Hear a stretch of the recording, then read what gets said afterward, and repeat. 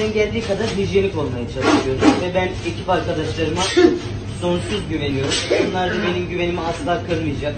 Pandemi dönemini de yeneceğiz.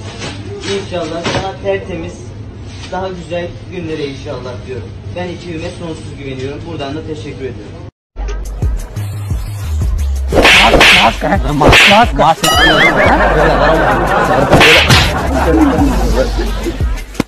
Kameralara tepki gösterdi.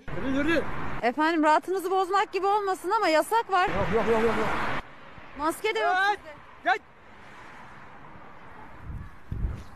Virüs eğer havadan bulaşıyorsa, herkes aşağı çökerse, sessizce böyle hiç ses çıkarmadan herkes çökerse, herkes oturursa, o zaman virüsün de kafası karışır.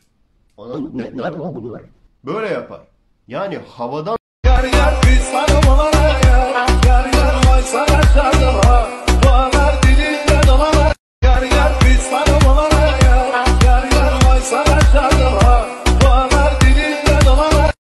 Ya arkadaş bu nasıl bir çıkma yasağıdır? Çocukların hepsi dışarıda. Bu nasıl bir şeydir ya?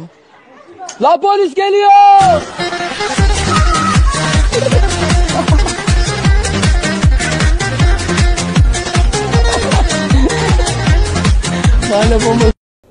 Beni bakın lan, cavurun ilikle. Kaç gündür yırtınıp duruyorum burada, dışarı çıkman, evde kalın virüs var diye. Bok görmüş sinek gibi altlayıp duruyorsunuz dışarılara. Virüs var, korona kapacaksınız, başımıza iş açacaksınız. Jandarmalar dışarıda görürse götümüzü kesecek, bak benden demesi. Muhtarlık olarak köyümüze 200 kilo kolonya aldık. Elinizi yüzünüzü silip durun. Fazla koklamayın, kafa yapar, bir de sizle uğraşmayın sonra.